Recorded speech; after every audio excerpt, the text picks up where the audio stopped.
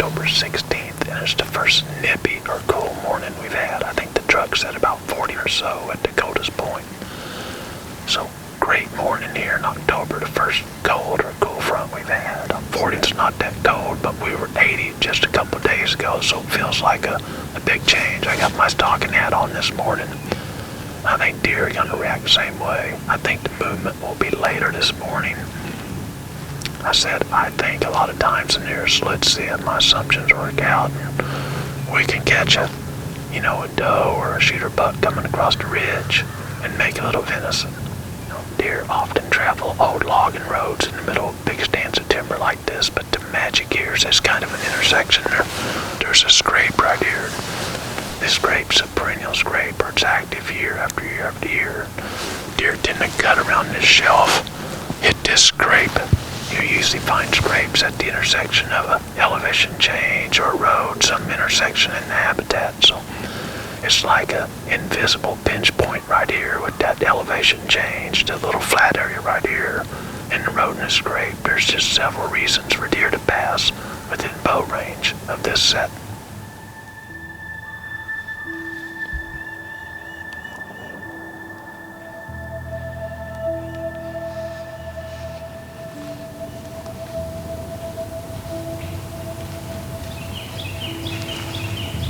I see another deer way back in there, about 80 yards back in there running.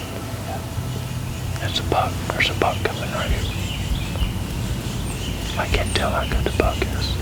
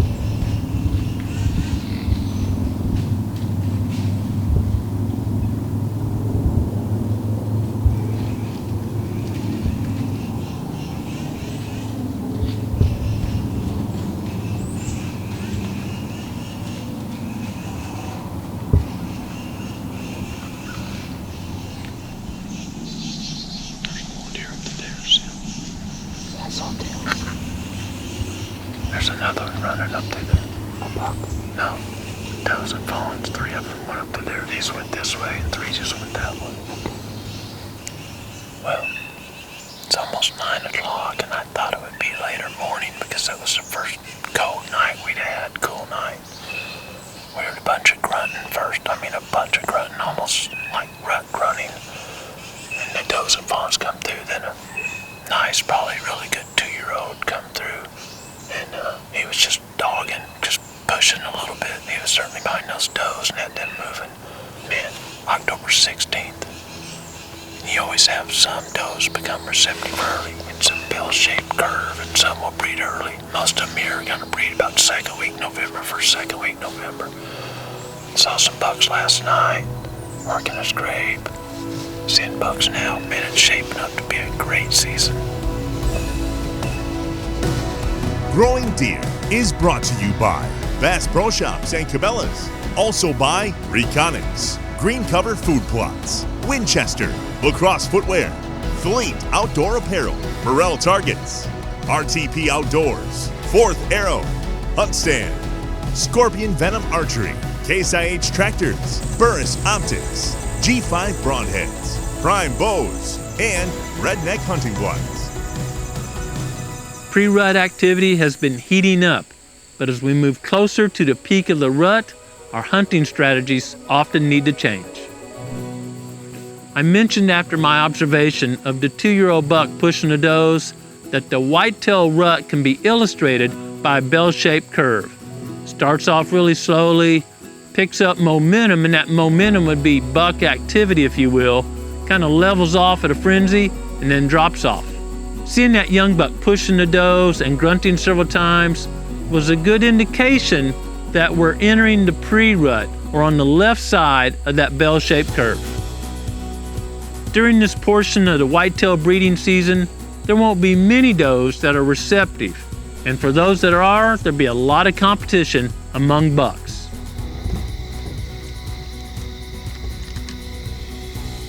You want to make sure when you're headed out to your standard blind during this phase, you've got that grunt call or rattling, because both of those are communicating there's a receptive doe in the area and there's competition or a chase going on.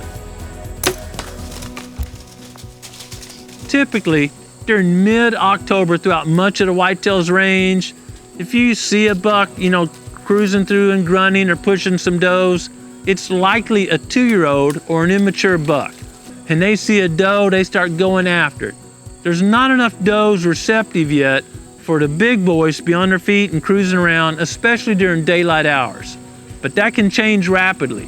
When we look at the bell-shaped curve, we notice as we go from left to right, and that's time or days, just a day or two can be a big increase in the percentage of does becoming receptive, causing a flurry of activity in the whitetail world.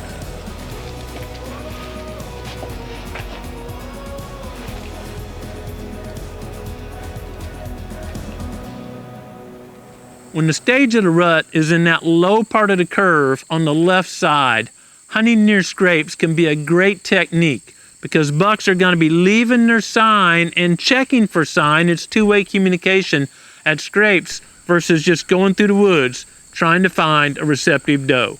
Scrapes are the key communication post at that time.